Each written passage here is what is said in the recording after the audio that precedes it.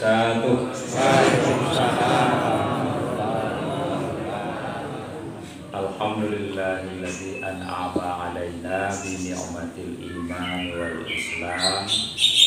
Asyhadu an la ilaha illallah wahdahu la syarikalah wa asyhadu anna Muhammadan 'abduhu wa rasuluh la nabiyya ba'dahu.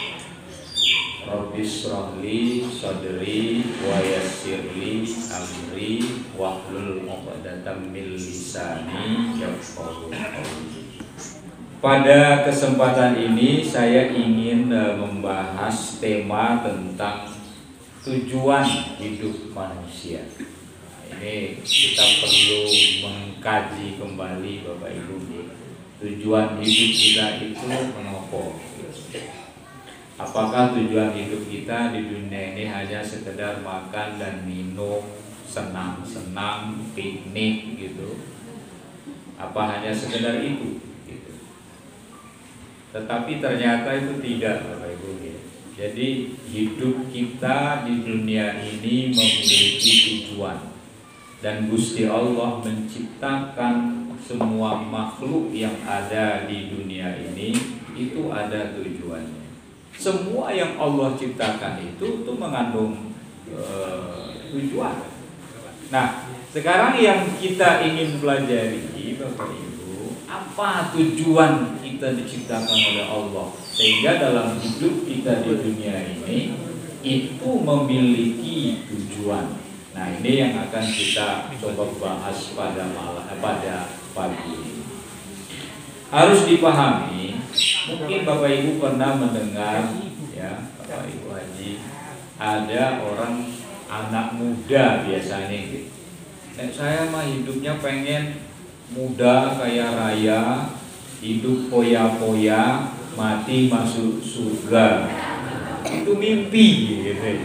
Poya-poya, senang-senang, nggak tahu ibadah, pengen masuk surga. Tapi ada loh Bapak Ibu, anak muda pikirannya seperti itu, sebagian, tidak semua. Jadi hanya yang dikejar itu kesenangan hidup, ya. Malam mereka ngalong, nggak tidur. Sebaliknya siang tidur, gitu. Ini hanya senang-senang. Ngalong duduk di kafe, ya, nongkrong di pinggir jalan sampai bengi, gitu. Orang bapak-bapak sampai malam itu sebelum tidur kan sholat tahajud dulu, ngaji dulu, gitu. Kalau besok misalnya hari Senin atau hari Kamis mau sahur dulu. Anak muda itu tidak, Bapak Ibu, hanya dengan segelas kopi gitu, coklat mereka minum tuh dari jam 8 mereka kuat nanti itu sampai jam 2 sampai jam 3 begadang. Hanya senang-senang seperti itu, nggak ada manfaatnya kadang-kadang. Padahal kalau kita ini insya Allah orang-orang yang mengikuti sarannya Roma Irama ya. Apa kata Roma Irama? Jangan begadang. Begadang itu tidak boleh kecuali ada artinya. Kalau nggak ada, tidak usah. Bapak Ibu besok misalnya ada acara mantenan di luar begadang, sibuk ngurus mempersiapkan acara itu tidak apa-apa, ada manfaatnya. Tapi kalau tidak, ini yang tidak boleh. Apalagi dilakukan secara terus-menerus dan itu tidak baik buat kesehatan. Jadi kalau yang seperti itu orang yang memahami bahwa hidupnya hanya senang-senang dan main-main. Kalau begitu Gusti Allah nggak boleh kita bersenang-senang dalam hidup kita. Boleh Bapak Ibu. Senang-senang dalam hidup kita itu boleh, tapi itu bukan menjadi tujuan. Kalau tujuan kita mau senang-senang, itu yang salah. Tapi ketika kita dalam hidup kita itu memiliki tujuan dan di dalamnya ada kesenangan yang kita raih. Bapak Ibu punya mobil untuk menyenangkan kita pergi kemana-mana, boleh. Bapak Ibu punya uang makan yang enak-enak, itu sehat, halal, boleh. Bapak Ibu punya rumah yang bagus, yang mahal, yang mewah, boleh, nggak dilarang. Kita kaya dalam Islam dilarang betul? Betul, dan dilarang Bapak Ibu. Bapak Ibu pengen umroh setiap bulan itu boleh. Nggak apa-apa kalau memang sanggup gitu. Ya. Tetapi yang tidak boleh adalah ketika kita menjadikan kesenangan itu sebagai tujuan hidup kita. Nah, sekarang akan kita bahas 3 tujuan hidup kita di dunia ini. Tadi kita nggak boleh main-main, nggak boleh sekedar senang-senang, apalagi poya-poya. Nah, kita bahas ini, apa tujuan hidup kita di dunia. Yang pertama, tujuan hidup kita di dunia itu ternyata adalah mencari rahmat Allah Subhanahu wa ta'ala. Kata Bapak Ibu, diingat dalam hati bahwa tujuan yang pertama dari hidup kita ini adalah mencari rahmat Allah. Jadi kalau ditanya tujuan sampean hidup di dunia itu apa? Mencari rahmat Allah. Rahmat itu menopo? Rahmat itu adalah kasih sayang Allah. Kalau kita berharap Allah sayang kepada kita, maka apa yang kita minta, apa yang kita mohonkan dikabulkan oleh Allah Subhanahu wa ta'ala. Coba sama anak-anak kita.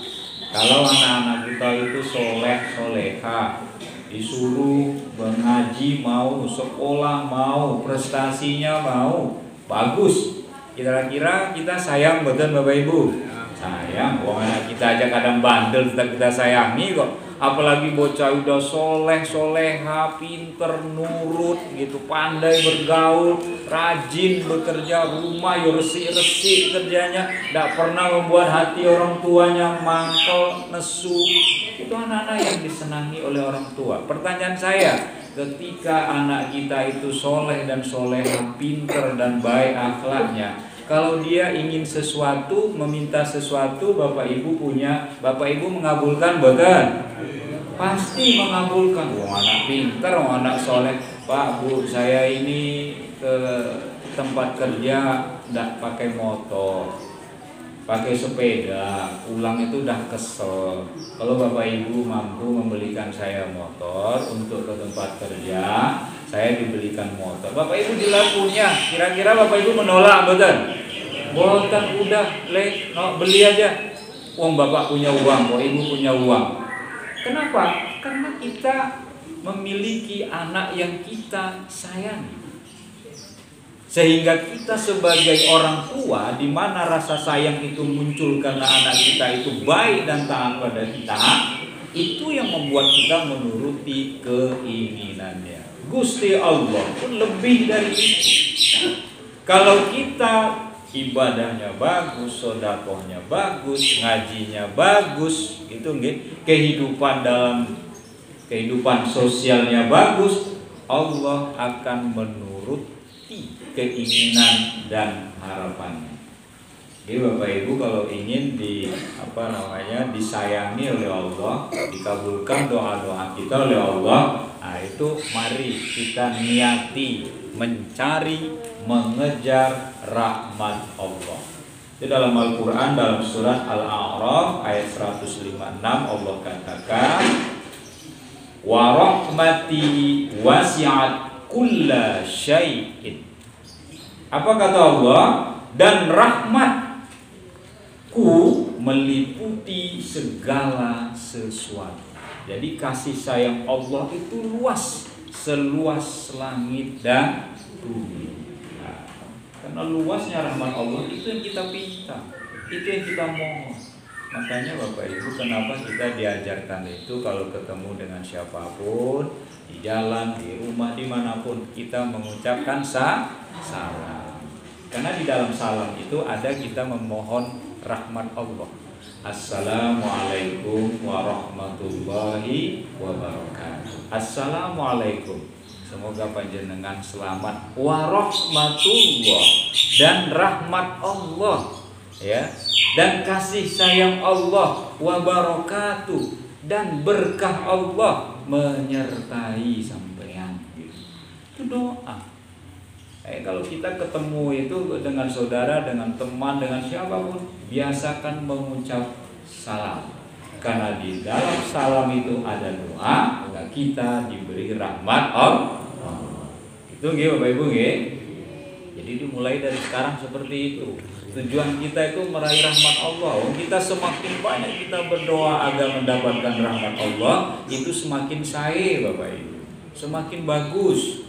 Sehingga nanti keinginan-keinginan Bapak Ibu dikabulkan oleh Allah. Gusti Allah paringi kula sehat. Insyaallah sehat Bapak Ibu. Gusti Allah paringi kula rezeki halalan thayyiban, halal lagi baik. Yang halal yang kita makan itu tidak ada yang haram. Yang baik kita makan itu tidak jadi penyakit. Wah, ini teh ada gulanya, ini ada penyakit, ini kalau kayak gula nanti jadi diabetes. Tapi karena kita selalu berdoa kepada Allah, sehat-sehat saja kita. Semoga kita ini bisa meraih rahmat Allah, dan ketika meraih rahmat Allah kita tahu tujuan kita. Itulah yang kita cari dalam hidup kita. Itu yang pertama Bapak Ibu. Lalu yang kedua, tujuan hidup manusia itu adalah untuk apa? Untuk ibadah gitu. Nah, ini yang kedua. Jadi tujuan hidup kita di dunia itu ada. Apa tujuan hidup kita itu? Ibadah. Loh, kalau begitu saya sholat terus dong Pak Ustaz, Pak Tauhid. Kalau begitu saya puasa terus saya. Kalau seperti itu sholat terus saya. Ibadah-ibadah makhluk seperti sholat 5 waktu memang sudah ditentukan, tidak bisa ditawar. Bapak-bapak misalnya, wah saya ini sakit ini, tidak usah sholat, saya libur saya sholat kali ini. Boleh betul Bapak? Tidak, bilang. Kalau ibu boleh betul? Boleh. Boleh. Yang seru jawabnya. Boleh, ibu tidak suci itu boleh. Kenapa? Karena syarat sah sholat itu harus dalam keadaan suci gitu. Bapak-bapak enggak, wah ini lagi sibuk ini lagi sakit. Enggak, sholat wajib dilakukan ibadah maghrib. Enggak bisa berdiri, boleh duduk. Bapak Ibu yang pernah melihat sendiri di Masjid Nabawi, di Masjid Haram, itu kursi-kursi untuk orang-orang yang duduk disiapkan di sekitar masjid ya.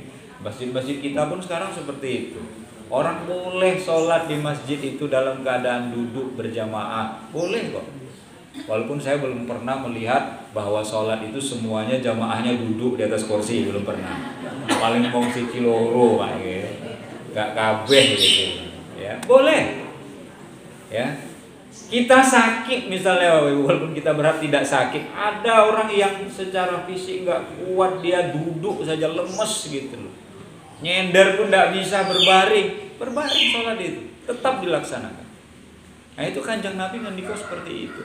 Kalau nggak bisa berdiri, duduk, nggak bisa duduk, kita berbaring, nggak bisa berbaring, pakai isyarat ya. Isyaratnya monggo mau pakai tangan boleh, pakai jari tangan kita ini boleh.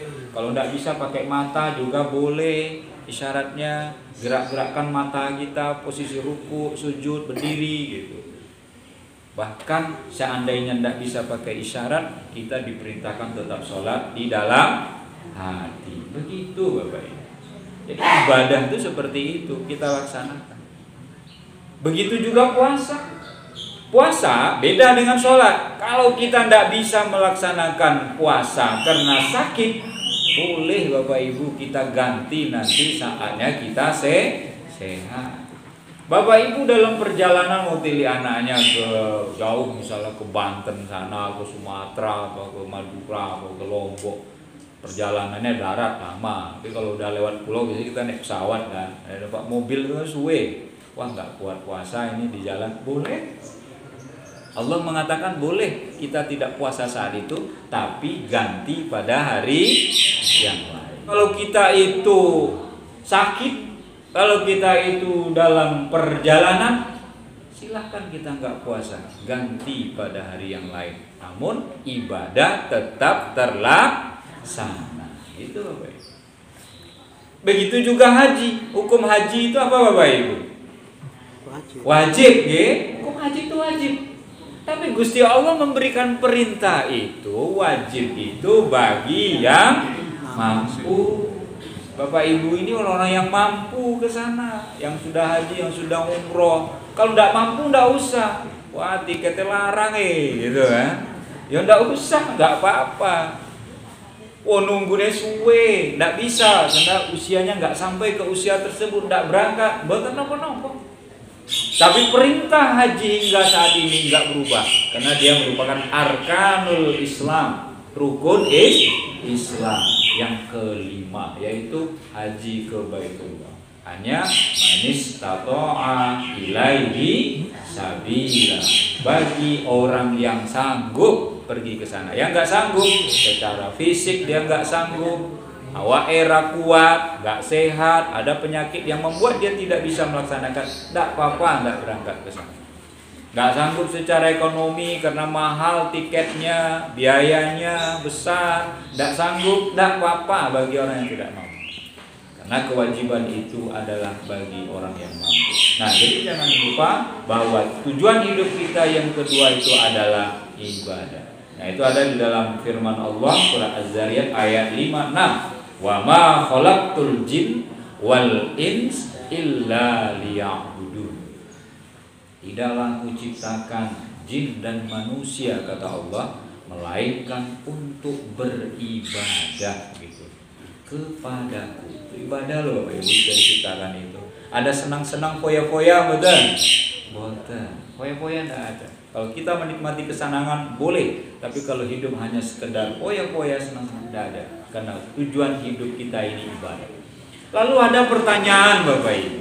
Kalau hidup kita itu tujuannya ibadah, lalu kapan kita senangnya? Kapan kita istirahatnya? Nah, ini yang kadang sebagian orang tidak paham. Bahwa ibadah selain ibadah mahdhah dan ibadah yang lain yang kita lakukan itu sebenarnya sesungguhnya itu mengandung nilai ibadah. Bapak Ibu kumpul di sini, ngaji bersama, makan snack di sini, minum kita di sini, senang betul nantinya Bapak Ibu? Senang. Itu juga ibadah. Ibadahnya apa? Kita ikut majelis taklim, kita ikut pengajian, yang mendengarkan tausiah, kita ngaji bersama-sama. Ayat Al-Quran yang Bapak Ibu baca yang dipandu Pak Haji Jailani tadi itu, satu huruf yang kita baca itu pinten kebaikannya Bapak Ibu? Satu huruf 10. Berapa huruf yang kita baca? Mau dihitung betul? Oke Bapak Ibu, kalau kita membaca 100 huruf saja udah 1000 kebaikan yang kita baca. Apalagi kalau setiap hari Bapak Ibu membaca rakyatan 1 lembar ya, 2 lembar. Huruf yang ada yang kita baca itu kali 1 huruf, berapa kebaikan yang kita. Itu ibadah. Bapak Ibu hadir di sini, ada ibadah yang kita dapatkan di sini selain pengawasan dan berbagi ilmu. Apa itu? Silaturahim. Silaturahim itu 2 dapatnya loh Bapak Ibu. Ibadahnya apa itu? Memanjangkan umur. Yang kedua memurahkan rezeki. Nah, kalau kita memanjangkan umur, ketemu di sini senang-senang, kita nanya ke pripun Pak, sehat toh? Nggih, alhamdulillah sehat. Nanti kita kan saling mendoakan, mugi sedaya sehat nggih Bapak Ibu nggih. Nggih, amin. Itu menyehatkan kita. Tapi kalau kita di kamar aja, nggak pernah keluar rumah, di rumah aja, karena takut pergi keluar rumah itu nggak mau awor, nggak mau bareng-bareng seperti ini, itu ibadahnya itu berkurang. Wong kita setiap melakukan kebaikan, terus kita tuju tempat kebaikan itu seperti pengawasan ini Bapak Ibu, setiap langkah kaki kita itu ada pahala yang Allah berikan kepada kita. Wah, kalau mau numpak motor ya Pak Taufik, nah itu putaran bannya itu, putaran bannya itu. Biar Gusti Allah yang itu, biar Rokib yang nulis, biar Rokib yang nulis, nggak usah dihitung. Wah, ini pinten putaran ini, gitu. Pahala Bapak Ibu, ibadah ya. Bahkan kita makan saja itu menjadi ibadah bila kita dalam makannya itu kita bersyukur dan berdoa. Tadi berdoa Bapak Ibu makan snacknya? Allahumma barik lana fi ma razaqtana wa qina adzabannar. Ya Allah, berkahilah makanan yang masuk ke perut kami ini. Rezeki-rezeki yang Engkau berikan kepada kami berkahi, jauhkan kami dari api neraka. Di situ Bapak Ibu harapan kita makanan yang kita makan tidak menjadi penyakit. Kenapa? Karena kita sudah memohon kepada Allah. Allahumma barik lana, ya Allah berkahilah. Berkahi apa? Makanan yang kita makan. Nah, itu sudah ibadah Bapak Ibu. Jadi sebenarnya setiap langkah kita dalam kehidupan kita ini yang kita lakukan itu asal kita mencari ridho Allah Subhanahu wa taala, niatnya itu merupakan ibadah. Yang kedua, nah, lalu yang ketiga, yang terakhir, tujuan hidup manusia yang ketiga adalah untuk selalu berbuat baik. Itu tujuan hidup. Jadi jangan berpikir aku pengen hidup di dunia ini untuk berbuat jahat, tidak ada itu. Orang pasti semua ingin hidupnya berbuat baik. Tapi kok kenapa ada orang berbuat jahat? Itu karena kebaikannya itu dikalahkan oleh kejahatan. Rajinnya itu dikalahkan oleh malasnya. Bapak Ibu, subuh itu waktu azannya jam pinter? 4:30. Sekarang jam 4. Sekarang jam 4 ya, agak maju. 4 seperempat gitu. Tempat saya masih jam 4 seperempat. Bagi orang-orang tertentu itu penyiksaan, Bapak Ibu. Lagi enak-enak sahri, lagi enak-enak mandi kita itu mandi fajar itu lagi bagus-bagusnya kita lakukan. Kita lagi enak-enaknya tidur gitu. Tapi sebagian orang itu penyiksaan. Kenapa? Wong dingin seperti ini, dadak tangi, dadak sholat gitu. Padahal itu kebaikan buat kita, Bapak Ibu. Bapak Ibu tidur di atas jam 10, bangun jam 3 atau jam 4, itu menurut teori kesehatannya adalah tidur yang bagus, tidur yang berkualitas. Kalau kita tidur di atas jam 11, 12, 13, itu saat tubuh kita itu sedang detoksinasi, itu dia memulihkan kembali fungsi organ-organ tubuh kita. Kalau jam 11 itu fungsi hati, jam 12 itu fungsi ginjal, jam 1 itu fungsi jantung. Itu semuanya itu bekerja dengan sendiri saat kita istirahat. Sementara orang yang melanggar lagu Roma Irama tadi, mereka itu malah begadang. Nah, itulah yang akhirnya orang-orang yang terlalu banyak begadang tiba-tiba dia sakit lalu meninggal. Mestinya